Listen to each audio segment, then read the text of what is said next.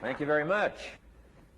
Did you hear what the cow said to the farmer on a cold winter morning? Thanks for the warm hand. Anyway, it's going to get better, so don't panic on me. I start small. Nice to see all of you. How many of you have never seen me before? This is your first time? Oh, wow, most of you, okay.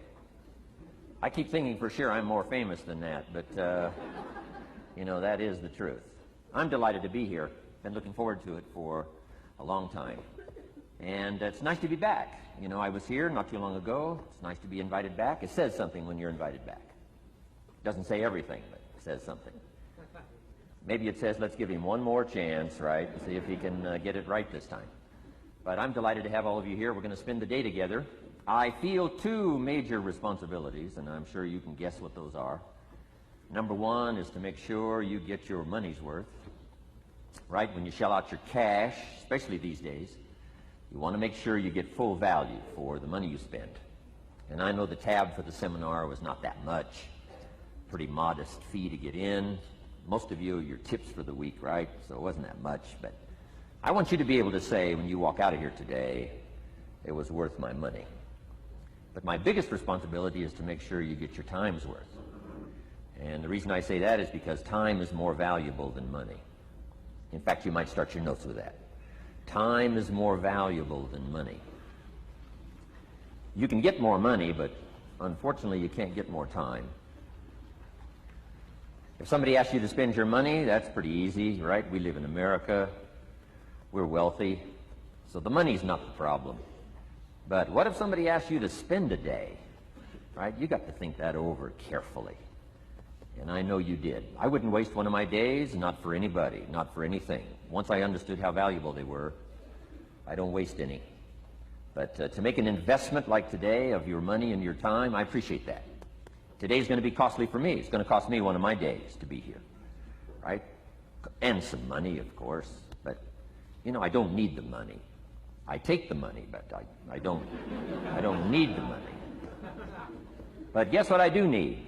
The time. So I'm here not to just joke with you. I'm here not to just tell some funny stories and give a performance and walk away. I'm here to give you some value, and I want to make it worth your time. I'm going to invest a day. You're going to invest a day. Let's get the most out of it and see what we can walk away with today. Anyway, for you that have not seen me before, just very briefly, let me just tell you my story. I grew up in Idaho, farm country, southwest corner of Idaho. In fact, my father still lives on the old homestead where I grew up. He'll be 89 his next birthday. He still hasn't retired. I'm proud of my dad. He's never been ill. He's really something. I'm trying to get him to retire this year, 88. I'm telling my father, what a good year to retire when you're 88. And he says, hey, talk to me in 10 years, right? I might be ready. But anyway, I went to high school. I graduated. I went to college 1 year. Halfway through my second year of college, I decided I was smart enough, so I quit. One of my major mistakes. I should have stayed in school. But I thought, heck, you know, I'm smart enough to get a job. That's what life's all about, right? Get a job, pay your bills, work hard, stay out of trouble, keep your fingers crossed, hope for the best. And I figured I was at least prepared to do that. So I quit college and went to work. A little while later, got married, got my little family going, and I'm out there doing what I thought was the best I could. But about age 25, I'm starting to struggle. I've purchased a little more than I can conveniently pay for on time, and the creditors are starting to call saying, hey, you told us the check was in the mail. What's the deal? And I'm getting embarrassed by that. I'm also embarrassed, big mouth me, with all the fancy promises I made to get married. I'm way behind on those promises, and I'm getting discouraged, wondering what to do. And I thought, well, maybe I should go back to school, right? 1 year of college, pretty short on an application. But, you know, tough to go back to school, right? Especially when you got your family going. Time to stay is when you're there. So I discounted that. I thought, well, if I, you know, had my own business, that would be the way to go. But, you know, I'm short on money, too much month at the end of the money. If you've ever been there, that's where I was, age 25. So I had to discount that, and I'm discouraged, wondering, where do I go from here? And then the miracle happened for me. Good fortune came my way. And who can explain good fortune? I don't know. Remarkable things that happen to you at a particular time. Sometimes it's just unexplainable how those things happen. One of my friends says, well, hey, things don't just happen. Things happen just. Another good note for your notes. Things don't just happen. Things happen just. And maybe that's it. I don't know. I'm an amateur on life, I guess like most of us are, trying to figure it out, how to make it valuable. But I was ready. And my good fortune was, at age 25, I met a very wealthy man. His name was Mr. Schoaf, Mr. Earl Schoaf. A friend of mine had gone to work for him, and he started telling me about this man. He said, you got to meet this man I've gone to work for. He's wealthy, but he's easy to talk to. And he's got a unique philosophy of life. And the more he kept talking about this man, I thought, well, I've got to meet this man. So sure enough, shortly after that, I had a chance to meet this remarkable wealthy man, and I was impressed. He was wealthy. Sure enough, he was easy to talk to. I was so intrigued, within a few minutes, I said to myself, if I could be like him, farm boy from Idaho, if I could be like him, I'd give anything. And then I thought, if I could just get around somebody like him, and if he would teach me what to do, I would be willing to learn. I'm coachable. And that was my good fortune. A few months later, this wealthy man that I met, Mr. Schoaf, took a liking to me, hired me, gave me a job. I went to work for him. And I spent the next 5 years in his employ. And then, unfortunately, he died at the end of that period, at age 49. His last 5 years, but the first 5 years of my new life, I got to spend with this remarkable man, and my dream came true. He coached me. He taught me. He taught me the books to read. He taught me the disciplines. He taught me the changes to make in my language and personality. And the things he shared with me during that 5 years literally changed my life, turned my life around, changed my income, changed my bank account, changed my future, changed everything. I've never been the same since that unique experience. And I wish he was still alive today, Mr. Schoaf. I'm sure if he was alive today, especially after this seminar, Idaho farm boy makes it to Dallas-Fort Worth, full house, standing room only. Pretty awesome, I'm sure. If he was alive, I'd be calling him today saying, you won't believe what's happening to me. I've had a chance now to share with other people what you shared with me. But anyway, how I got here. 30-plus years ago, I was living in Beverly Hills, California. And one day, a friend of mine, businessman friend, said, Jim, I'd like to have you come and share your story with my service club that I belong to, the Rotary Club. He said, I know your story, Idaho farm boy makes it to Beverly Hills. But he said, I think my club members would love to hear your story. He said, if I arranged one of our breakfast meetings, would you come tell your story? Just share a few thoughts. I said, okay. So I agreed to go give this breakfast talk. And guess what? They liked it.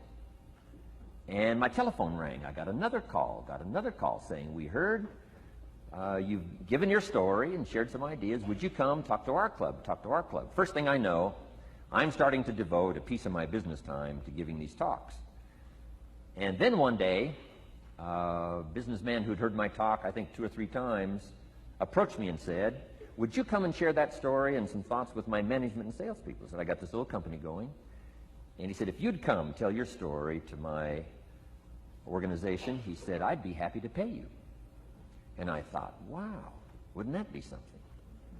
So I agreed to go do it, and I got paid. Little did I know, another fortune was waiting for me to translate my ideas into talks and speeches and seminars. Now I've written some books. It's on cassette tape, and now I get to travel around the world. Last year I was in Japan and Israel, Spain, Mexico, Australia, New Zealand, France, Germany, Canada, and now Dallas-Fort Worth. So. Idaho farm boy gets to travel around the world and share his story, and here I am today. Anyway, it's almost too much for me to comprehend from where I started, raised in obscurity, in a little small farm community, and now to be here today is pretty awesome for me. So anyway, that's just a little bit about my story. My story is probably more intriguing for me than it is for you, but I wanted to hear it again, so I thought I would just, bore you with it. Anyway, I don't ask you to be impressed today. I'm the one that's impressed from where I came from to have a chance. But that's the American dream, right? Come true. Chance to start from scratch, start from obscurity, start with pennies, start with nothing, and have a chance to transform your life, change your life, set your goals, and see what you can accomplish. So anyway, that's how I got here. And I'm just delighted that this day has arrived, and I truly want to make it valuable for you. Let's go to work. Here's what I hope you'll find out of this seminar today, for your notes. Here's what I hope you'll find. Number one, sincerity. Above all else today, I hope you'll find me sincere. Best place for people to start to communicate is sincerity on both sides. I'm sure you're sincere or you wouldn't be here today, right? To spend this kind of money, to spend this kind of time, roll up your sleeves today, go to work like I am, and get this message. You've got to be sincere. So I assume you're sincere. Now I want you to see me sincere. But I've got a good note for you to make. Sincerity is not a test of truth. Important note to make. Sincerity is not a test of truth. We must not make the mistake of saying he must be right, he's so sincere. That would be a mistake. And here's why. It's possible to be sincerely wrong. So we don't mistake sincerity for truth, right? Sincerity is only a test of sincerity. Truth has to yet be tested by truth, okay? But hopefully you will find me sincere and truthful. Next, a combination of things I hope you'll find here today. Ideas plus inspiration. Ideas plus inspiration. Ideas, business ideas and social ideas and personal ideas, we all need ideas. Right? How to have a good day ideas, how to have a good year ideas, how to have your best year ever ideas, good health ideas, personal relationship ideas, how to deal with your family ideas, sales management ideas, financial freedom for the future ideas. We all need good ideas. So today, I hope you gather up by notes and by what you can remember a lot of ideas. I want to share as many with you as I possibly can in the time constraints we have. Today is going to go very rapidly. I used to think a day like this was a long day. Found out it's a pretty short day. But I'm going to go as fast as I can, share with you as many ideas as I possibly can. And here's why. Ideas can be life-changing. Ideas can be life-changing. And sometimes all you need is just one more in a series of good ideas. It's like dialing the numbers into the lock, right? You got 5 or 6 numbers dialed into the lock. The lock still won't come open, but you don't need 5 or 6 more numbers. Maybe you just need one more, and maybe a seminar like this could do it. A sermon could do it. The lyrics from a song could do it. The dialogue from a movie could do it. Conversation with a friend might do it. That one last piece you need, number. Dial it into the lock, that's it. The lock comes open, there's the door for you to walk through. And maybe this seminar today could furnish that for you. One more idea. I know you've come with a lot already. Sometimes we get the impression, I used to have that, but I only had this much going for me and I needed this much. Usually not true.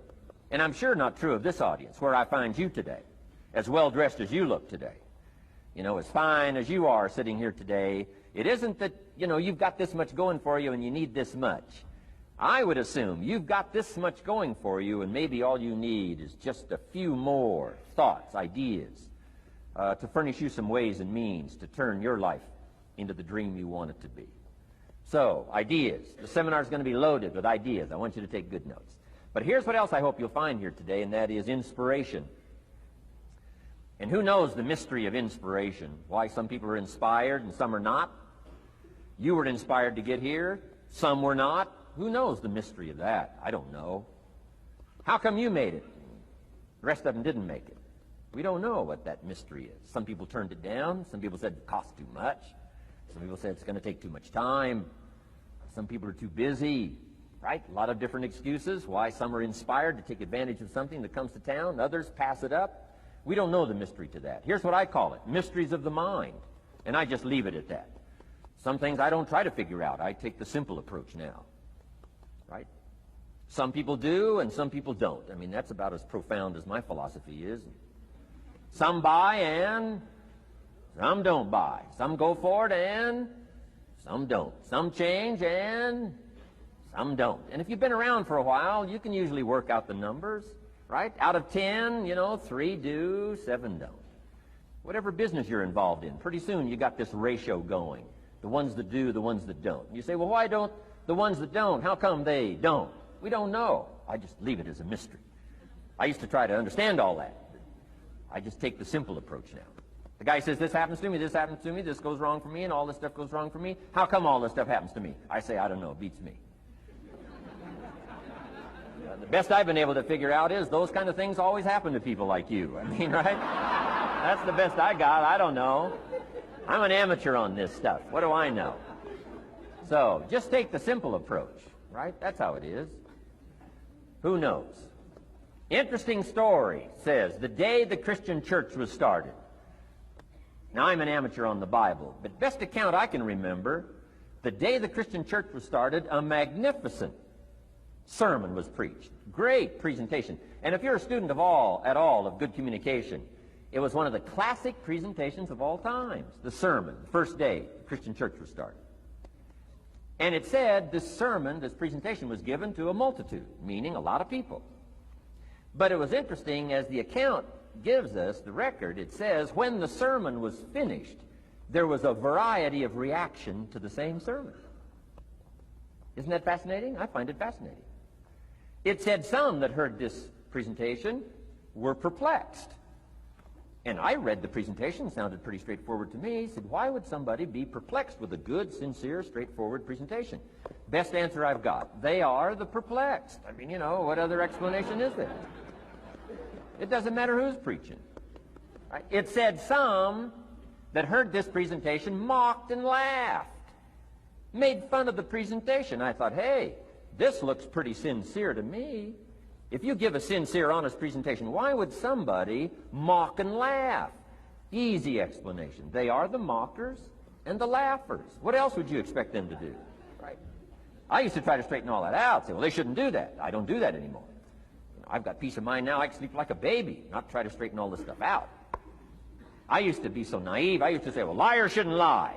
See, how naive can you be? Of course they're supposed to lie. That's why we call them liars. They lie. They lie. So I don't straighten this stuff out anymore. Anyway, it said some that heard this magnificent presentation didn't know what was going on. And they're usually easy to spot. They're usually saying, what's going on, right? I mean, they don't know what's going on. But interesting, right? A variety of reaction to the same sincere, honest presentation. Now, it also says, in wrapping it up, some that heard the presentation believed. And I think that's who the speaker was looking for, the believers. Interesting. Now, it said the number of believers was about 3,000. So, pretty good first day. 3,000. I've had some first days, but I never had 3,000. But anyway, 3,000 were believers. And the speaker was looking for the believers out of this multitude. And that's about as close as we can come to understanding the mystery. Some believe, and some mock, and some laugh, and some are perplexed, and some don't know what's going on. And you just have to leave it that way. Why? Because that's the way it's going to be. The way to be brilliant is to find out how it's going to be and then say, here's how it should be. I mean, that's how you become brilliant. So, anyway, who knows the mystery? I call it mysteries of the mind. We don't understand. But I don't try to change it anymore. On this particular story, as far as we know, they didn't have classes after the presentation to try to de-perplex the perplexed. I mean, as far as we know, they left them perplexed. They left the mockers mocking. They let the laughers laugh. I mean, they didn't come back and try to straighten all this out. You say, well, how can you build a church? Well, make another presentation, and you'll get some believers and some mockers and some laughers and some who don't know what's going on. So that's about the best we can do. So, but I'm glad I've got the believers here today. You believed enough to shell out your cash and part with your time and some of your effort and energy, and I appreciate that. So, hopefully you'll find some inspiration here today. All right? To get the most out of today, a couple more notes. Number one, be thankful. That's a good way to capture the most of a day like this. Be thankful for what you already have. That shouldn't be any problem in America, being thankful. Everything we need is available in America. Everybody wants to come here, right? The last time I was here, that little presentation I gave, everybody wants to come here, America. People haven't plotted and schemed the last 40 years saying if I could just get to Poland, everything would be okay. No, everybody wants to come to America. Why? Everything's available here. All the books you need, all the sermons you need, all the churches you need, all the schools you need, all the instruction you need, all the inspiration you need, all the capital you need, all the markets you need, all the challenge you need, all the information you need, all the seminars you need. Everything's available here. This is America. So number one, let's be thankful for what we already have. Thanksgiving does this. Opens up the doors, opens up the windows, opens up the channels. Thanksgiving for what you already have. I did a seminar one weekend up at the ranch, up at Clear Lake. Got a lodge up there. Nice setting, high valley, high serenity ranch. For the weekend, Friday evening, Saturday, Sunday. People drove in from around California. I got there late Friday afternoon. Everybody had pretty well already gotten there. I couldn't believe the parking lot. Continentals and Eldorados and Mercedes and Cadillacs and unbelievable. Ferrari, one Rolls Royce, unbelievable. I walked in, good-looking crowd about like this, sitting there ready for the weekend seminar. My opening remarks were, ladies and gentlemen, I think the rest of the world would find it strange that we have all come here this weekend to try to figure out how to do better. Right? I think the rest of the world would say, I don't understand. Guy in his Rolls Royce, I got to get to the seminar, find out how to get another one of these Rolls Royces. Unbelievable. Anyway, let's be thankful. Here's what locks up the doors and the channels to receive more: cynicism. That locks you away. That prevents you from learning more. Being a cynic about the past and the future, a cynic about the marketplace, cynical about the people, cynical about the institutions, cynical about the setup, cynical about yourself, cynical about your chances. See, that locks away all the chance for stuff to flow your way. So, good advice, I think, today. Start off, be thankful. Here's number two, listen well. That's going to be a challenge today. I understand that. Seems like most of, our life is still going on outside these four walls, right? Most of our life seems like it's out, continuing out there. Family and business and associates and market and economy and whatever else is happening in the midst of your life.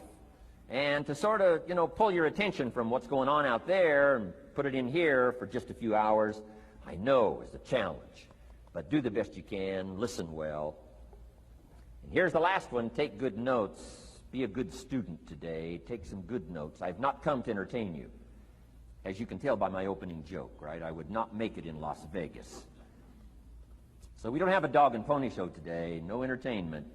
But I do have some ideas. Take some good notes. Somebody showed me the other day notes that they took about 21 years ago, attending one of my seminars out in Los Angeles. He said, I still use these notes I took 21 years ago to help me in my business, relationship with my family. So I'd like to have these notes that you take today become that valuable for you. Then it would be worth me making the investment to come and spend a portion of my life, my time, my energy here.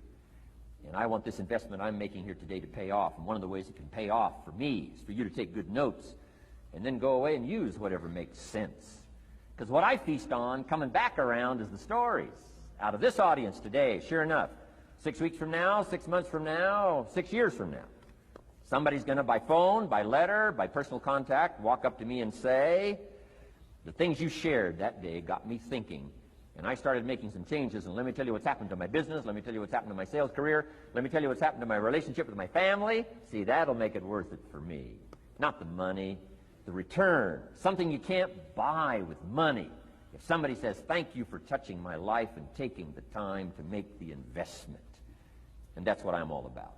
So if you'll become a good student today. And here's the last note. Don't be a follower, be a student. You'll be happy to know today we haven't come seeking disciples. We've got no movement for you to join. I'm just here to share some of my experiences, good ideas best I can. But I think that's good advice. Don't be a follower, be a student, right? Take advice but not orders. Take information, but don't let somebody, order your life. Make sure what you do is the product of your own conclusion. Excellent note to make. Make sure what you do is the product of your own conclusion. Not to do what someone else says. Take what someone else says, process it, think about it, ponder it. If it makes you wonder, if it makes you think, then it's valuable. Then when you go take action, make sure that the action is not what somebody told you to do. Make sure the action is the product of your own conclusion.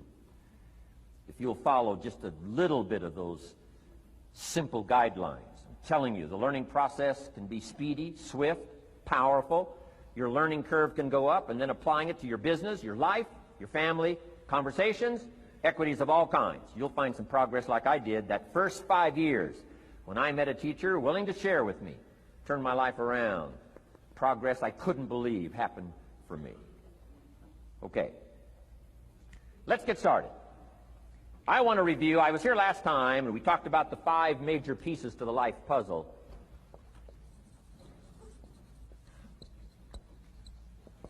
And I just want to review those because it lays such a good foundation for all the rest that I want to share with you today. We got a lot of subjects to cover, so we're going to go rather swiftly, okay?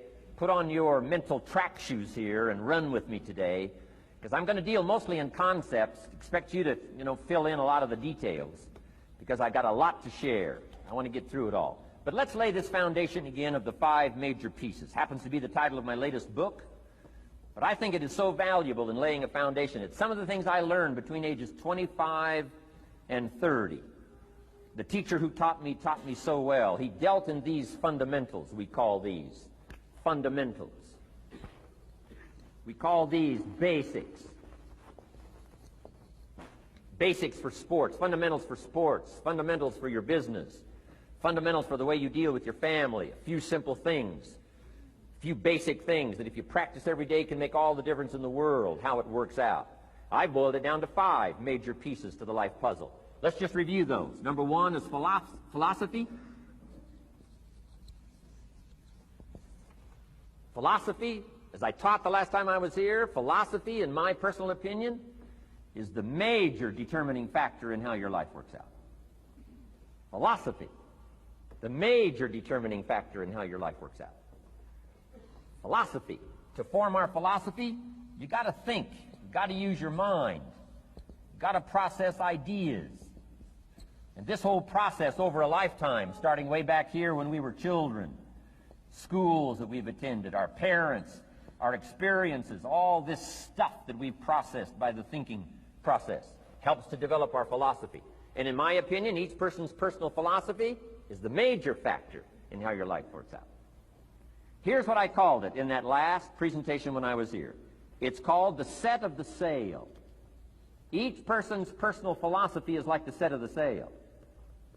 Now, I used to think it was circumstances that ordered my life.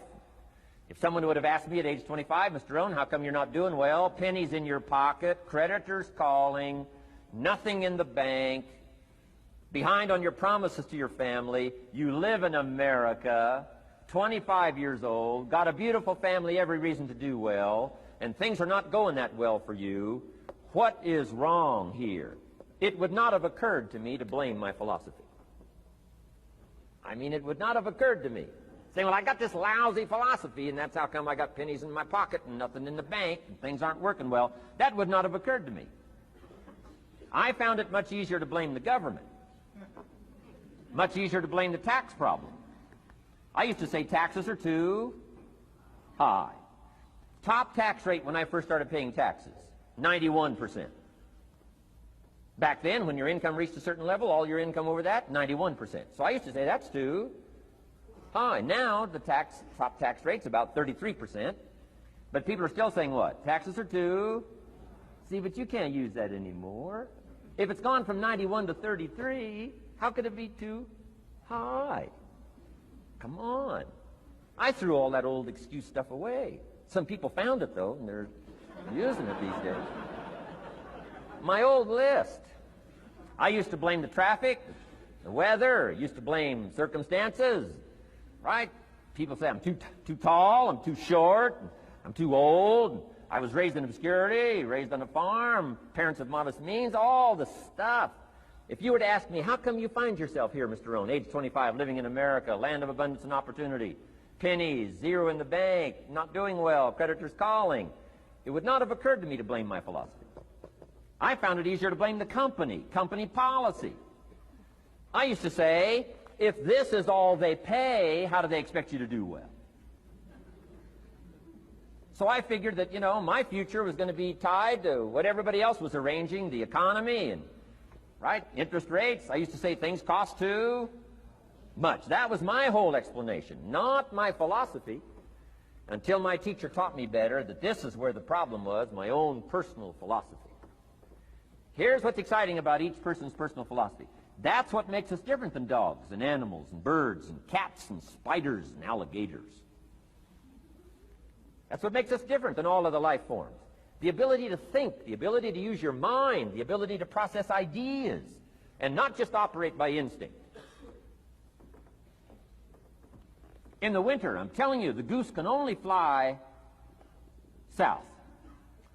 What if south doesn't look too good? Tough luck. It can only fly south. But see, human beings are not like a goose, can only fly south. I mean, you can turn around, go north, you can go east, you can go west, you can order the entire process of your own life.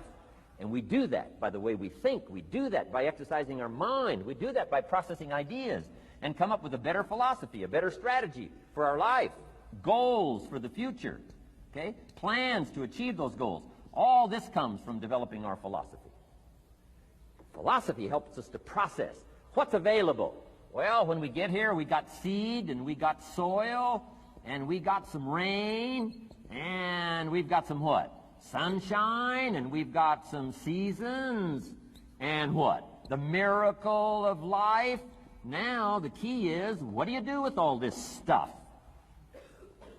How do you turn all this stuff that's available here into equity and promise and lifestyle and dreams and future possibilities? All of this that's possible now with human beings, how do you take all this stuff and turn it into this equities and values? Well, it starts with philosophy. What is the seed? What is the soil? What is the sunshine? What is the rain? Is it possible to take some of each of all the stuff that's available and turn it into food and turn it into value and turn it into nourishment and turn it into something spectacular and unique that no other life form can do? And the answer is yes. But you cannot deal with all this stuff and what to do with it unless you start refining your philosophy. Think, use your mind, come up with ideas, and strengthen your philosophy. So the seed and the soil and the rain and the sunshine, this is called, the economy and the banks and the money and the schools and everything that's available out there, processing information, what to do with all that, and turn it into equity and value. That is the major challenge of life, my personal opinion. So each person's personal philosophy now is going to determine what you're going to do with seed and soil and sunshine and rain and miracle, the change of seasons. That's it. My personal opinion. Each person's personal philosophy is like the set of the sail. That's what this seminar is for today. Help you to trim a better sail. You don't need a better economy. You don't need better seed and soil. In fact, when it comes to seed and soil and rain and sunshine and seasons and the miracle of life, that's all you got. Now, what if you blame this stuff? Then you're blaming all you got. If you blame the economy, and you blame the schools, and you blame the teachers, and you blame the sermons and the preachers, and you blame, the marketplace, and you blame the company and company policy, what else is there? When some people get through with their blame list, there isn't nothing else. That's all there is. And if you blame the only thing you've got to work with, I'm telling you, it's called mistake colossal. In not understanding that that's all you've got to work with. And if this is all you've got to work with, then you don't change the seed, and you don't change the soil, and you don't change the rain, and you don't change the sunshine, you don't change the seasons. Right? Guy says, I'll take 3 springs, 4 summers, 9 falls, no winters. No, you can't fool with this stuff. You got to take it like it comes. Then what do you change to make your life work well? You got to start with your philosophy. Guess what I had to do at age 25 in order to change my own future? I had to change my mind. I had to change my thinking. I had to change my philosophy. I was messed up on what was causing my problem. And once I got that straightened out, that all the stuff I blamed, the government and taxes and the marketplace and the economy and things cost too much, negative relatives, cynical neighbors, once I got rid of that and started going for where the real problem was, which was me, I'm telling you, my life exploded into change. My bank account changed immediately. My income changed immediately. My whole life took on a whole new look and color immediately. And the early results I got from making these philosophical changes tasted so good, I've never stopped the process from that day until this. And I'm telling you, with a little consideration of the refinement of your sail, by setting a better sail, refining your philosophy, your whole life can start to change from today on. You don't have to wait till tomorrow. You don't have to wait till next month. You don't have to wait till spring. You don't have to wait till 93. You can start this whole process immediately. I recommend it. Now, some people do so little thinking, they don't even have their sail up. I mean, you can imagine where they're going to wind up at the end of this week, at the end of this month, at the end of this year. Now's the chance to change, process all this information. So number one is philosophy. Okay. And we dealt with all that, where we get ideas from personal experience, from other people's experiences. I don't want to get into all those details because we covered that the last time I was here. But philosophy, that's number one, my personal opinion. Each person's personal philosophy. Here's the definition of success and failure. Just make this note. Here's failure. A few errors in judgment, repeated every day. Now, you can automatically assume, Mr. Rohn, I say, I can understand that. A few errors in judgment repeated every day. For 6 years?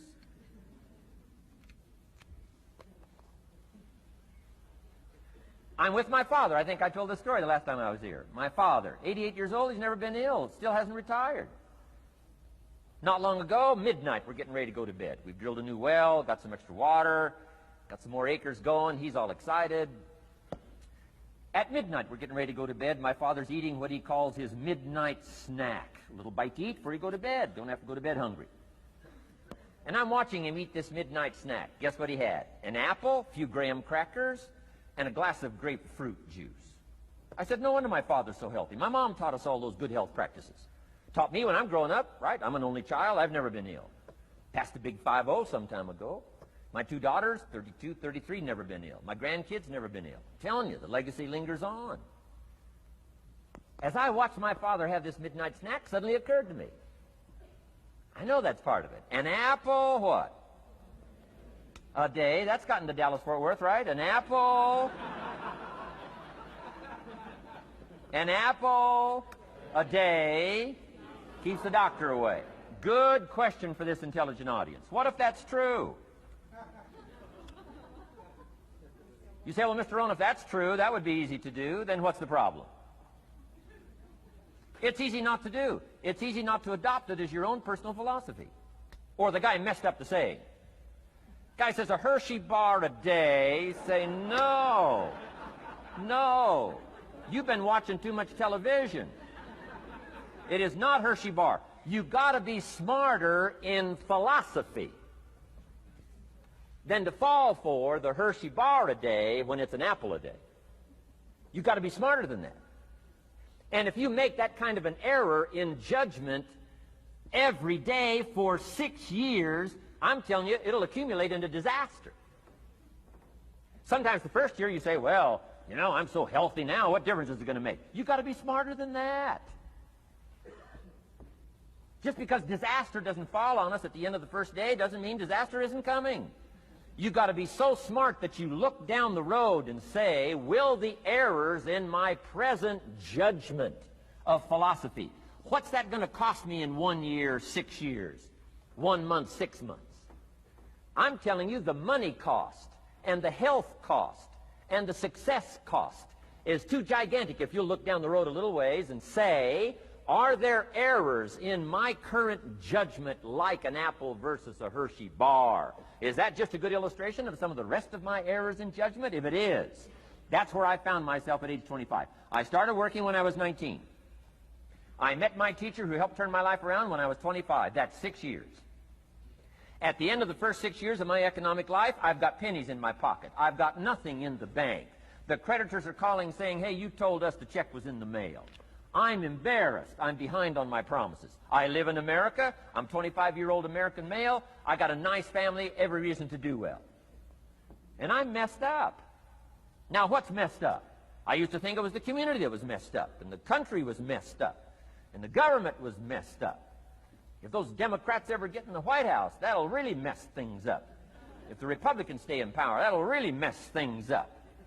The economy was messed up. Interest rates are messed up. I thought all this stuff was messed up. Then I found out that's not what was messed up. I was criticizing the only thing I had to work with. What was really messed up was my own personal philosophy.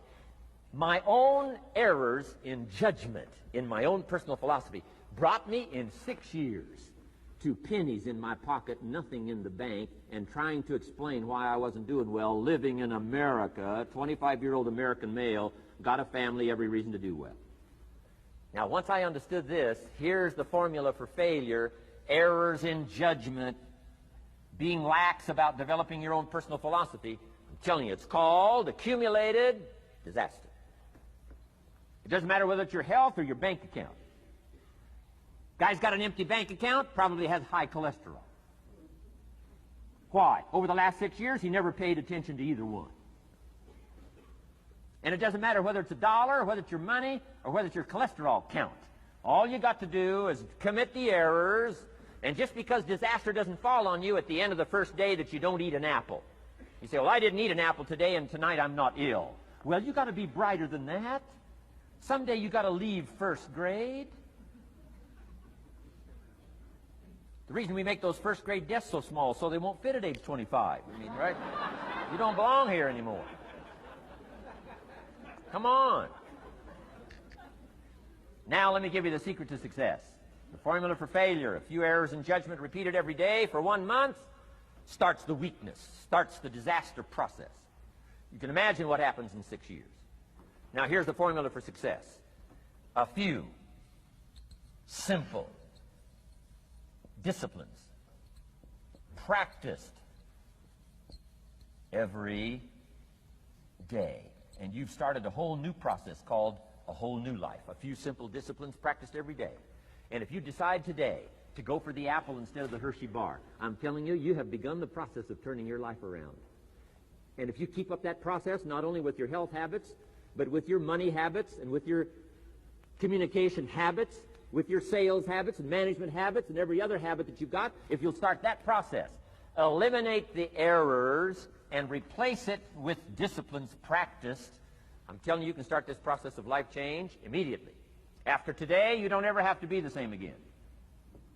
Only by choice. You don't have to walk out of here the same as you walked in today. Only by choice. You can start a whole new process. And you say, well, Mr. Rohn, is it that simple? Yes, it's that simple. Where else would you start but with an apple? You don't have to start with something staggering. What if you should be walking around the block for your good health and you don't?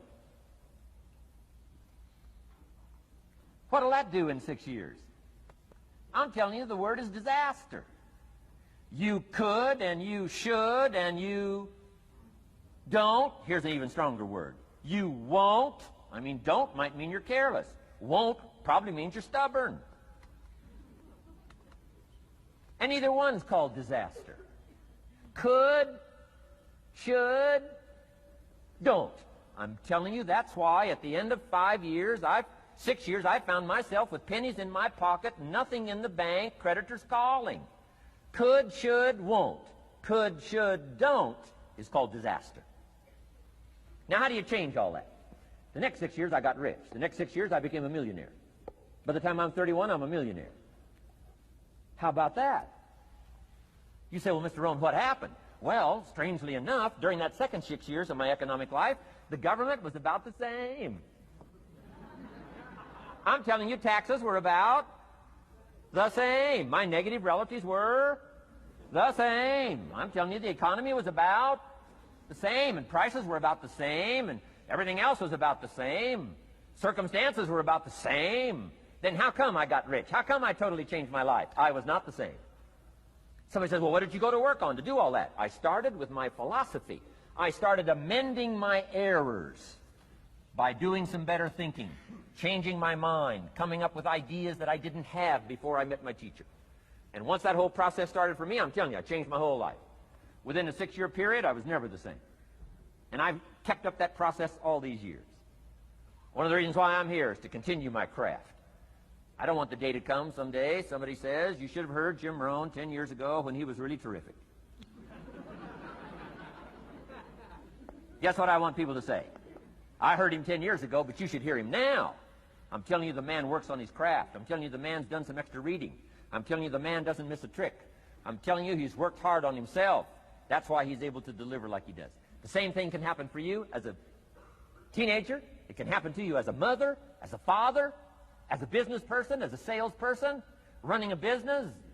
Doesn't matter. Management, wherever you find yourself. This is the process called personal change.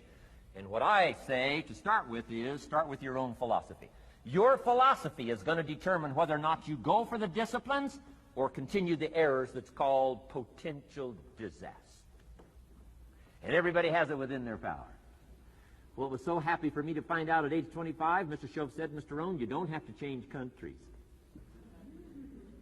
But you do have to change philosophy.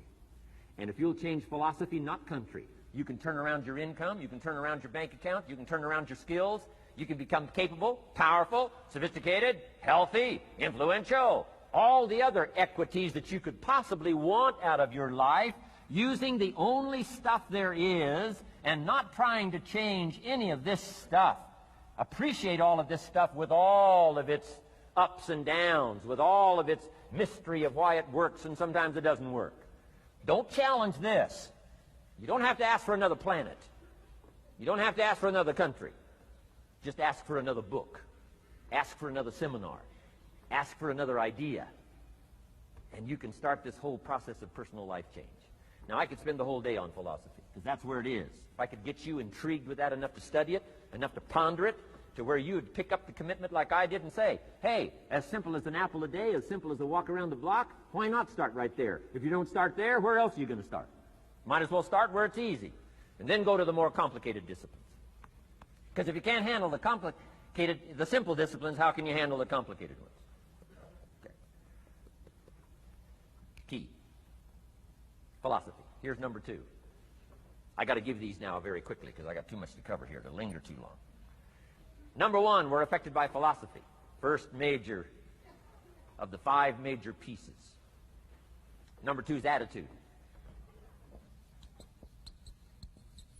We're affected by how we feel. First, we're affected by what we know and the decisions we make. Second, we're affected by attitude, how we feel. And I gave that quick list. Let me give it to you. It's how you feel about the past. You've got to have a good attitude about the past. Use it as a school, not a club. Don't beat yourself to death with your past. Faults, failures, losses. Let the past be a school. Harsh school, maybe. What else is new? Let the past be a school master to teach you. Not to threaten you, but to teach you. Okay. Next, it's how you feel about the future. Set your goals. We'll talk a little bit about that before we finish today. Goal setting. The promise of the future is an awesome force to affect your life every day. Without a future well designed, we take hesitant steps. And all you have to have is hesitant steps for 6 years. You'll be timid, driven into a corner, not boldly willing to go and take your portion, take your share. Okay? Next, it's how you feel about everybody else. Got to have a good attitude about everybody else, because it takes everybody else to make a market. One person doesn't make a family. One person doesn't make a business. One person doesn't make a corporation. One person doesn't make a community. One person doesn't make a nation. It takes all of us to make a dynamic economy, a nation second to none. It takes all of us to make the churches and make the economy run. It takes all of us to make the possibilities. All the gifts that have flowed in here the last 200 years, unprecedented in 6,500 years of recorded history. There's been nothing like it. The ethnic streams that have flowed in here brought their gifts, brought their talent, brought their skills, brought their inventions, brought their work ethic.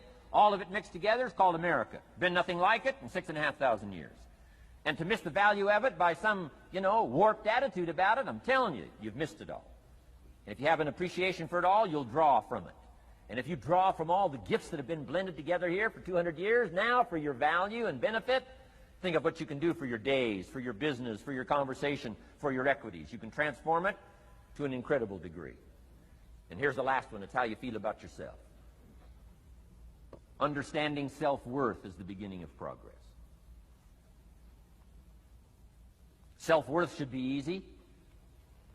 If one of us can do it, all of us can do it. If anybody can think it, we all can think it. I can read, you can read. I can understand, you can understand. From where I came from, the few simple things I did and tried revolutionized my life in 5 years. There isn't anybody here that can't do it. Change from pennies to fortune. Change from nothing to something. Change from broke to rich. Anybody in this room can do it. If any of us can do it, we all can do it. That's the kind of value you should place on yourself. If Jim Rohn can understand it, I can understand it. If he can read, I can read. If he can find it, I can find it. If he can change, I can change. If he can get it done, I can get it done. That's the attitude about yourself. So valuable. Okay? Now, in transforming our lives, we don't start with attitude. We don't start with the inspiration here. We start with education. Somebody says, well, I expected you to just come get motivated today. Well, that probably won't do it. Somebody says, by now we should be standing on the chairs, waving a flag, singing the old gray mare. Get going here. No, that's not where you start. Life change does not start with inspiration. Life change starts with education. You've got to be educated to the point of where you might have messed up. My teacher put it in blunt, simple language. He only went to the 9th grade in school, so he put it in simple language I could understand. He said, Mr. Rohn, after 6 years living in America, healthy American male, 25 years old, been working 6 years, 1 year of college, pennies in your pocket, nothing in the bank, behind on your promises. Schultz said, I just got one simple explanation for that. You've messed up. Now, I could understand that kind of language. Substitute a Hershey bar for an apple means you've messed up. Should walk around the block, could walk around the block, won't walk around the block. You have messed up. And all you got to go is write down through the list. Don't need some teacher to come by and tell you. Be your own best teacher saying, hey, let me make a list of some places I've messed up. Because if I let this down, that probably affects the rest. And the answer is, that's true. So we don't start with inspiration. We start with education. Somebody says, well, just motivate this guy. He'll be all right. Just motivate him. Get him turned on. Probably not. If a guy's an idiot, you motivate him. Now you got a motivated idiot. No, he won't be all right. So we start with education. What's the first education? If it isn't going well and you live in America, you have messed up. You don't need to change countries. You say, well, the country's messed up. That's like cursing the soil and cursing the seed and the sunshine and the rain, which is all you got. Don't curse all you got. When you get your own planet, you can rearrange this whole deal. But this one, you got to take like it comes. So number 2 was attitude. Here was number 3, activity. This is the work part, the labor part. Taking action. And the activity is the miracle-working piece. A miracle being something we don't quite understand how it works doesn't mean it doesn't work. It means we just don't quite understand how it works. Miracles work. God says. Now, I'm an amateur on God, but here's my best analysis. God says, if you'll plant the seed, I'll make the tree. Now, that's a good arrangement. Number 1, gives God the tough end of the deal. What if you had to make the tree? That'd keep you up late at night trying to figure out, how do you make a tree? Say, no, I'm telling you, the mystery and the miracle of this stuff has already been set up. God says, I got the miracle going, I got the seasons going, I got some sunshine and some rain, and I'm God, but the way I've arranged it, I just need somebody to plant the seed, not chant. In California, they're trying to chant to get this stuff done. Forget this California stuff. You don't have to rub a crystal and sleep under a pyramid. This stuff's too easy. Getting rich is too easy. Changing your life is too easy. Forget all that. Right? Massive bombard, affirmation, forget all that. My opinion. Ocean waves and seagulls? Come on, this stuff's too simple. Just simple, easy stuff. But if you neglect it, that's how it piles up year after year. But if you're willing to straighten it out, and here's one of the keys. It's called activity. It's called disciplines. Turning wisdom from your philosophy and inspiration, the strengthening of attitude and faith and courage, commitment, and all this stuff that comes from attitude. If you're willing to take these two qualities, philosophy and attitude, and invest it into activity, you can have a miracle. Anything short of that, no miracle. Wisdom doesn't perform a miracle. Attitude doesn't perform a miracle. The only thing that performs a miracle of increase called equity is called putting wisdom and attitude into discipline, into labor. And this labor now can perform a miracle. And here's the two parts to the labor. One, do what you can. Number two, do the best you can. Can't give you better advice than that. Number one, do what you can. You just got to go home and make a list after today. And here's the question to ask as you make this personal list. What am I not doing that would be easy to do? That could greatly change my health, my wealth? What am I not doing I'm neglecting that would be easy to do? Just go home and answer that question personally. You don't have to put the answers on a public bulletin board. This is just all personal stuff. From the walk around the block to the apple to what to do with your money, which we're going to cover today. What does a child do with $1? We're going to cover that today. Errors in judgment, disaster. A few simple disciplines, wealth beyond imagination. And if you'll pick up the activity part, the miracle working part, plant the seed part, take care of your part. The soil will take care of its part, and the seed will take care of its part. The seasons will take care of their part. The miracle will take care of its part. If you'll take care of your part, called putting it into activity, action. Works miracles. 2,000 years ago, on April 13th, one of Jesus' disciples. Now again, I'm an amateur on the Bible. As best as I can remember it, one of Jesus' disciples said to Jesus, "It's time to pay our taxes and we don't have any money." That's how come I know it was about April 13th.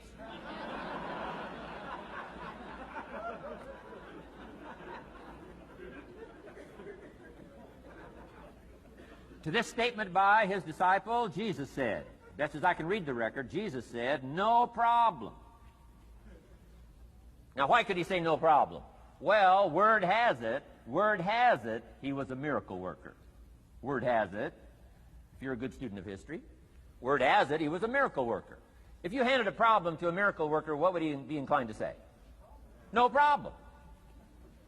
You got to hang out with folks like that. I belong to a small group like that. We do business around the world. You hand these guys a problem, they say no problem. What? How many books would they read to solve it? Many as it takes. How early would they get up? Early as it takes. How much information would they gather? Much as they needed. So it's what? No problem. You got to hang out with folks like that. Jesus said this will be no problem, the tax thing. He said to his disciple, it's simple. Go fishing. Wow.